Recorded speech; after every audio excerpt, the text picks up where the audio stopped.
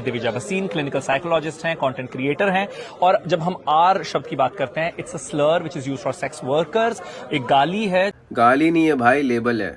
दोनों में जमीन आसमान का फर्क है और यही मिक्सअप हो रहा है जब से ये प्राउड रबड़ी वाला बकचोदी शुरू हो गया है। दोनों को मिक्स करते जा रहे सब लोग। गाली जो है वो सिर्फ एक इमोशनल आउटबर्स्ट है, एक एक्सप्लोजन ऑफ इमोशंस है। उसमें कोई जजमेंट, एक्शंस, लॉजिक कुछ नहीं होता है, सिर्फ और सिर्फ गुस्सा होता है उसके पीछे। MC, BC, BKL, BKC, TMKC, BSDK सब गाली है, सिर्फ और सिर्फ गुस्सा है उसके पीछे और कुछ नहीं, एक एक्सप्रेशन। लेबल जो होता है वो डिस्क्रिप्टिव होता है, वो एक्शंस को डिस्क्राइब करता है जिसके ऊपर एक इंसान को जज किया जाता है, ना कि फीलिंग्स पे। खूनी, डाकू, लुटेरे, चोर, साइंटिस्ट, प्रोफेसर, सेक्स वर्कर, ये सब लेबल्स है। तो एक सेक्स वर्कर को R वर्ड बोलना इज अ गाली इज फैक्चुअली इनकरेक्ट। लिटरली वो लेबल है जो उस रोल को डिस्क्राइब करता है। नो ऑफेंस, उनके खिलाफ कुछ नहीं है। इनफैक्ट वो लोग खुद एक्सेप्ट करते हैं कि हाँ, ये हम लोग का फुल टाइम प्रोफेशन है, this is what we do for a living. कितने कंट्रीज में लेजिट प्रोफेशन है ये। Legal illegal that's a different topic, that thing does not change the definition. तो गाइज इस चीज़ को, इस डिस्टिंक्शन को ब्लर मत होने दो, दोनों बहुत अलग चीज़ है और इस डेफिनेशन को दिमाग में रखो। इसी के ऊपर पूरा वीडियो बेस्ड है आगे का। आपने उस वर्ड को रिक्लेम किया। मैं वो सवाल पूछूंगा जो सबसे ज्यादा इंटरनेट पर पूछा जा रहा है। The question is that's not your word to reclaim. महिलाओं का स्ट्रगल उसके साथ जुड़ा है जो आपकी सच्चाई से काफी दूर है। Why are you reclaiming it? A better question to ask would be, छोड़ो, इसके बस की नहीं है। ये बस ऐसी सवालों को डॉज करते रहेगी और वही पुराना घिसा बेटा 2 कौड़ी का डिफ्लेक्शन टैक्टिक यूज करते रहेगी। किसी भी सवाल का जवाब दूसरे सवाल से देना पुराना है ये बहुत, जब तुम्हें आंसर नहीं करना होता तब। बट उसका आंसर ये है सिंपल, वो इसलिए कर रही है ताकि वो क्रिएट कर सके शॉक वैल्यू, क्योंकि जब तुम शॉक वैल्यू क्रिएट करते हो वो देता है तुम्हें कंट्रोवर्सी। लोग सुनकर एकदम से हिल जाते हैं, अरे क्या बोल दिया, आपस में झगड़े शुरू। That triggers emotion, that triggers the algo and that gives you reach. तो रिटर्न में देगा उसे viral views, publicity, visibility, cloud, attention, जो बोलना बोलो। अच्छा बुरा फर्क नहीं पड़ता है, फिर सब तरफ बस मेरा ही नाम है, डिस्कशन मेरे ही चल रहे हैं, लोग आपस में झगड़ रहे, फील्स लाइक फकिंग गॉड। तो किसी को अगर एकदम सिर्फ और सिर्फ पब्लिसिटी चाहिए एट एनी कॉस्ट, ये लिविंग प्रूफ है। और तो और इसका फैमिली बैकग्राउंड भी बहुत स्ट्रॉन्ग है, तुम लोग ऑलरेडी पता ही होगा, बहुत से रील्स बन चुके हैं, तो मैं उस पर बात नहीं करने वाला हूँ। तो इसका मतलब है कि लीगल ट्रबल्स, सोसाइटल बैकलैशेस, वो सब आसानी से हैंडल कर लेगी ये पैसे के दम पे। तो इसको लोड नहीं है, लोड है इसके फॉलोअर्स को, जो लोग इसके फुटस्टेप्स को अंधाधुंध फॉलो कर रहे हैं और इसकी टीचिंग्स को अपने ज़िंदगी में उतार रहे हैं। कैसे बताता हूँ। तो सबसे पहले इसके लॉजिक को समझते हैं। ये बोल रही है R वर्ड वाला जो स्लर है मैं उसको रिक्लेम करती हूँ, मतलब मैं उसे नॉर्मलाइज कर रही हूँ। तो उससे क्या होगा, उस वर्ड का जो इंसल्ट है वो ड्रॉप हो जाएगा। तो जब भी कोई फिर से वो यूज़ करेगा मेरे अगेंस्ट, मेरे को अफेक्ट नहीं करेगा, क्योंकि वो एक्सेप्टेंस आ गया है दिमाग में। ये इसका लॉजिक है।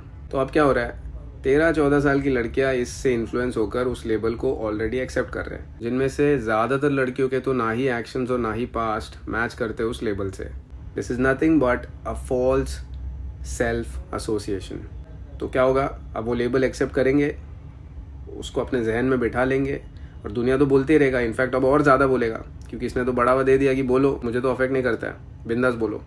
तो इमेजिन, बिना सोशल और इमोशनल मैच्योरिटी के, बिना उस शब्द के फुल वेट और हिस्ट्री को जानते हुए 13 से 14 साल की लड़कियां प्रॉपर अडल्टहुड में पहुंचने तक इस फॉल्स आइडेंटिफिकेशन के साथ जिएंगी, इस लेबल को लेकर।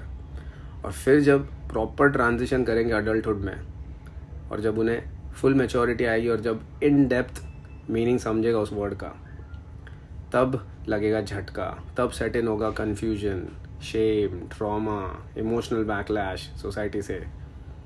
तब वो लोग सोचेंगे शिट, कौन से लेबल के साथ हम लोग ने अपनी पहचान जोड़ ली यार। उस एज में फिर जब लड़कियां करियर, पैसा, शादी वो सब कर रही होंगी, तब ये लड़कियां बैठकर अपने इस फॉल्स इमेज को, फॉल्स आइडेंटिफिकेशन और ये लेबल को अनडू करने में लगी रहेंगी, which could be very traumatising, mentally exhausting, chaotic, confusing. और मास लेवल पे अगर ये गया तो अलग लेवल का फकअप। कईयों के साथ तो it could lead to permanent identity damage. और मैडम एक साइकोलॉजिस्ट है बाय द वे, तो इसके साइकोलॉजिक का मैंने तुम लोग को ऑलरेडी एक जिस्ट दे दिया है। वो है कि R वर्ड वाले गाली को मैं नॉर्मलाइज कर रही हूँ, जिस वजह से उसका जो इंसल्ट है वो ड्रॉप हो जाए। लेकिन मैडम को ये नहीं पता है कि कोई भी स्लर को रिक्लेम करना ये एक पर्सनल और एक सब्जेक्टिव चॉइस है। ये तुम सिर्फ अपने लिए कर सकती हो पर्सनल लेवल पे, लेकिन ये उम्मीद नहीं कर सकते हो कि दुनिया भी उसे एक्सेप्ट करे बिना कोई कॉन्सिक्वेंस के और सेम रिएक्शन पे जैसे तुम रिएक्ट कर रही हो वैसे। नहीं होता है। क्यों? क्योंकि दुनिया एक सिंगल यूनिवर्सल माइंड नहीं है। हर बंदे के मिलियंस ऑफ ट्रॉमास है, ट्रिगर्स है, पास्ट है, एंगर थ्रेशोल्ड है, रिएक्शन पैटर्न है, सब अलग अलग। लेकिन एक पल के लिए मान लेते हैं हाइपोथेटिकली कि ये चीज़ अभी यूनिवर्सली एक्सेप्टेड है, तो अब क्या होगा? अब और दो पॉसिबिलिटी क्रिएट होते हैं यहाँ पे। एक होता है कि लोग है ना ट्रॉमा को या तो इंटरनलाइज करते हैं या तो एक्सटर्नलाइज करते हैं। अब मानो कोई लड़की है जिसका कोई सेक्सुअली अब्यूजिव पास्ट रहा होगा और किसी रैंडम बंदे ने उसको ऐसे आर वर्ड बोल दिया इसके लॉजिक से, तो अब क्या हो सकता है? उसका जो वो जख्म है जो सालों से हील हो चुका था, वो जो वुंड है वो रीओपन हो जाएगा। और अगर लोग बार बार बोलते रहे, जो बोलेंगे ही पॉसिबली, तो फिर वो उसका जो रिएक्शन पैटर्न है, जो इंटरनलाइज करना ट्रॉमा को, वो कर करके emotional instability, mental health struggle, extreme depression, anxiety, दुनिया भर के नेगेटिव इम्पैक्ट, एक्सट्रीम केसेस में वो अपने आप को हार्म भी कर सकती है। अब ये हो गया एक साइड। अब दूसरी साइड है कि जो लोग एक्सटर्नलाइज करते हैं ट्रॉमा को, जिनका लो एंगर थ्रेशोल्ड होता है, जो लोग ज़्यादा अंदर रख नहीं सकते, भरे पड़े होते गुस्से से। तो अब मानो कोई लड़का है जिसके फैमिली में किसी मेंबर को लेबल दिया होगा पास्ट में, उसका कुछ पास्ट होगा इस आर वर्ड से, और किसी रैंडम बंदे ने इसको ट्रिगर कर दिया वो आर वर्ड फेंक के उसके फैमिली मेंबर को, जो भी उसका पास्ट था। अब वो बंदा, बिकॉज जैसे मैंने बोला उसका लो एंगर थ्रेशोल्ड है, उसका रिएक्शन पैटर्न अलग है ट्रॉमा से डील करने का, तो वो एक्सटर्नलाइज करता है। तो अब वो गुस्से में आके लिटरली एक्सप्लोड हो सकता है, उस हद तक जा सकता है, अटैक करने शुरू कर सकता है, वायलेंट क्राइम्स कमिट कर सकता है, और एक्सट्रीम केसेस में वो he could literally and up killing someone. Very much possible. देखा होगा तुमने रैंडम न्यूज़ में, पार्किंग के ऊपर से झगड़ा हो गया और सीधा मर्डर कर दिया एक दूसरे का। क्यों है वो? बिकॉज हर बंदे का एंगर थ्रेशोल्ड अलग है। Everyone is fighting a battle you know nothing about, so be kind. सुना है ना ये कोट? क्यों बोलते बी काइंड? क्योंकि तुम्हारा एक शब्द, बस एक शब्द शायद उसे उस लेवल पे ट्रिगर कर दे जहाँ पे वो तुम्हें ख़त्म कर सकता है। He might end up killing you. This is the reason. Simple as that. तो अगर ये प्राउड रबड़ी बकचोदी यूनिवर्सली एक्सेप्ट कर लिया हम लोगों ने, एटलीस्ट इंडिया में, तो मैंने बता दिया है, दो सिचुएशन ऐसे बन जाएंगे। एक तरफ लड़कियां जो है वो ट्रॉमा को इंटरनलाइज कर करके मास लेवल पे पूरा लाइफ का मैस कर लेगी, मेंटल हेल्थ स्ट्रगल्स हो जाएगा, इमोशनल इंस्टेबिलिटी, और एक्सट्रीम केसेस में अपने आप को हार्म करने शुरू कर लेंगे। और दूसरी तरफ लौंडे जो है वो लोग ट्रॉमा को एक्सटर्नलाइज कर करके सोसाइटी में it would lead to violence, fights and murders and all sorts of amplified chaos. तो एक ऐसा सोसाइटी क्रिएट हो जाएगा जहाँ पे मेंटल और फिजिकल केओस पीक पर होगा। यस, आई होप तुम लोग को अंदाज़ा लग चुका है कि ये इस आर वर्ड को नॉर्मलाइज करने पे कितना डेंजरस और नेगेटिव इम्पैक्ट पड़ सकता है अपने सोसाइटी पे। अब देते हैं मैडम के सवाल का जवाब। ये कमेंट हर पोस्ट पे क्यों आता है और मुझे डीएम्स में क्यों आता है? तो सबसे पहले तुम लोग अभी अब्यूज और लेबल में फ़र्क जान चुके हो। किसी भी इंसान को उसके एक्शंस पे जज करना इज अ लेबल। तो अभी सोसाइटी में अगर कोई इंसान को एक लेबल दिया जा रहा है तो तुमको लगता नहीं उसके एक्शंस कहीं ना कहीं उस लेबल के एक्शन से मैच करते होंगे? आसमान से तो नहीं टपकेगा वो लेबल, ऐसे ही तो नहीं बोलेंगे लोग उसको। सिंपल एग्जांपल लेते, तुम्हारे फ्रेंड सर्कल में कोई बंदा है जो तगड़ा गिटार बजाता है और एकदम समझो न्यू क्लासिकल श्रेड करता है, तो कोई बोलेगा अरे भाई इंडियन मामस्टीन है, तो एकदम इम्प्रोवाइज करता है मोड्स या स्केल में, तो बोलेंगे अरे भाई ये तो जोस एड्रियानी लग रहा है। एकदम टेक्निकल श्रेड कर रहा है तो कोई बोलेगा भाई ये तो पॉल है, पॉल गिलबर्ट। लेकिन मुद्दा ये है अभी तक वो बना भी नहीं है जो के लेवल का, पॉल के लेवल का, मामस्टीन के लेवल का, लेकिन लेबल मिल गया उसको गिटारिस्ट का। क्यों? क्योंकि उसके एक्शंस मैच हो गए उस लेबल के साथ। भले वो पूरी तरह से एक्शंस कंप्लीट नहीं हुए लेकिन पार्शियली मैच हो गया। This is how society functions. Perception, fair unfair, no one gives a fuck. पूरी तरह से एक्शन कंप्लीट हुए वो लेबल के साथ, no one gives a fuck. उस मोमेंट में तुम क्या सिग्नल कर रहे हो और तुम्हारे एक्शंस लोगों के दिमाग में जो 10 करोड़ लेबल है उनमें से कौन से लेबल के एक्शंस के साथ मैच करता है, वो लेबल तुमको दिया जाएगा। Unfortunately this is how society functions. तो अब उसी लॉजिक से यहाँ पर बात करते हैं, किसी औरत को अगर आर वर्ड का लेबल दिया जा रहा है तो अब तुमको लगता नहीं उस औरत के एक्शंस और उस लेबल के एक्शंस मैच होते होंगे कहीं ना कहीं? ऐसे ही मोस्ट लॉजिकल सेन रैशनल बंदे ऐसे आके यूं ही रैंडमली किसी भी औरत को आर वर्ड बोल रहे हैं. एक्सेप्शंस हमेशा रहेंगे, but that would be a minority of those insensitive unstable mentally unstable बंदे जिनको दिमाग नहीं है, बददिमाग, दो कौड़ी के अक्कल शून्य लोग हैं जिनको पता ही नहीं है वो वर्ड का इम्पैक्ट क्या हो सकता है, किसी पे क्या कॉन्सिक्वेंसेज हो सकते हैं उसके, और रैंडमली फेंक देते इधर उधर आर वर्ड किसी पे भी. मैं तो एक्नॉलेज कर रहा हूँ, डेफिनेटली है, और उसी एक्सेप्शंस की आगे बात करने वाली है, मैं बताऊंगा. बट मैं बात कर रहा हूँ मोस्ट लॉजिकल सेन रैशनल बंदों की. तुमको लगता है वो लोग ऐसे रैंडमली आर वर्ड बोलेंगे किसी को भी?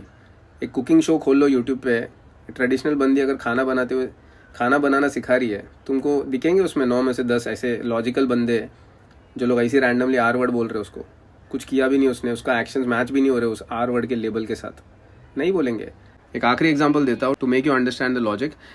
एक आदमी अगर तलवार लेके रोड पे भाग रहा है, नकली खून लगा के, मान लो गुस्से में एकदम, कुछ किया भी नहीं उसने, खून ऐसे एक एक्सपेरिमेंट कर रहा है. तुमको लगता है कोई भी बंदा उसको बिना लेबल दिए छोड़ेगा? सबके दिमाग में दो ही विचार होंगे, या तो खून करने जा रहा है या तो करके आ रहा है. बट लेबल मिल गया उसको, कौन सा? मर्डरर.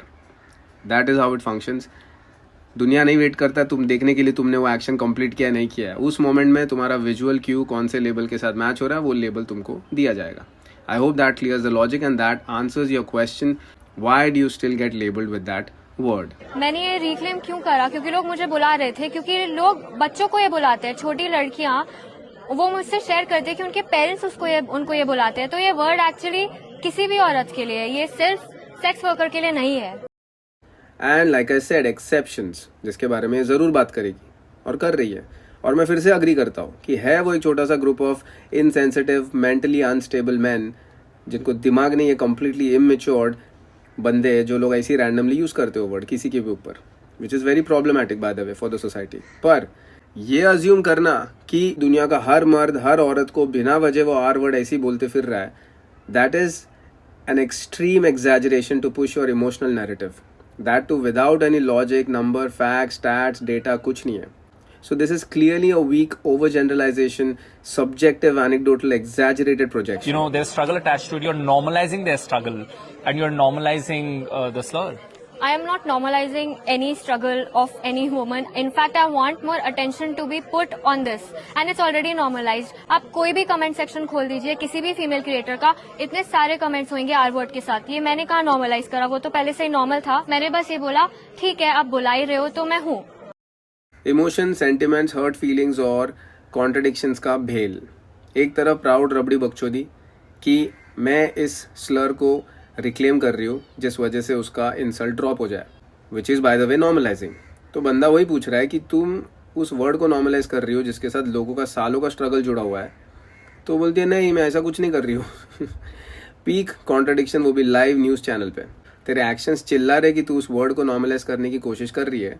तो अब जब उस वर्ड के साथ लोगों का सालों का स्ट्रगल, स्टिग्मा, ट्रॉमा अटैच्ड है, और जब तू उस वर्ड को ही नॉर्मलाइज कर देगी तो कैसे बोल सकती है उनके स्ट्रगल नॉर्मलाइज नहीं होंगे? और ये ऐसा क्यों बोल रही है कि मैं किसी का स्ट्रगल नॉर्मलाइज नहीं कर रही हूँ? क्योंकि उसके हिसाब से कमेंट सेक्शन में लड़कियों को रोज आर वर्ड बोला जाता है रैंडमली. तो उसका लॉजिक है कि रोज अगर कुछ चीज़ कंटिन्यूसली हो रहा है तो वो चीज़ नॉर्मल है. तो मेरा सिंपल क्वेश्चन है, कल को 2 लॉन्डे एक फीमेल असेंबली में घुसते हैं, 40-50 औरतें बैठी होंगी, वहां पे सबको आर वर्ड बोल के बाहर आ सकते हैं बिना कोई लीगल ट्रबल या सोशल बैकलैश के? ऑब्वियसली नहीं आ सकते. क्यों? क्योंकि वो नॉर्मल नहीं है. नॉर्मल क्या होता है? Universally accepted, socially permitted, legally safe, culturally non offensive, उसको बोलते हैं नॉर्मल. और आगे फिर से कॉन्ट्रडिक्ट करती है बोलते हुए कि ये तो ऑलरेडी नॉर्मल है. तो अगर ऑलरेडी नॉर्मल है तो वो बच्ची लोग तुझे टेक्स्ट क्यों कर रहे हैं? हमारे माँ बाप हमें आर वर्ड से बुलाते हैं, हमें बुरा लगता है, हर्ट होता है. तेरे लॉजिक से तो किसे हर्ट ही नहीं होना चाहिए क्योंकि ये तो नॉर्मल है. ये होता है जब तुम्हारे पास सिर्फ और सिर्फ emotionally charged, loaded claims, arguments, statements, opinions, बस ये सब होते हैं. जब गाड़ी तुम्हारी सिर्फ और सिर्फ इमोशंस पे चलती है तो ये हाल होता है. और ऐसा बकचोदी करते करते कोई न्यूज़ चैनल तक पहुंच जाना बड़ी बात है भाई, मानना पड़ेगा.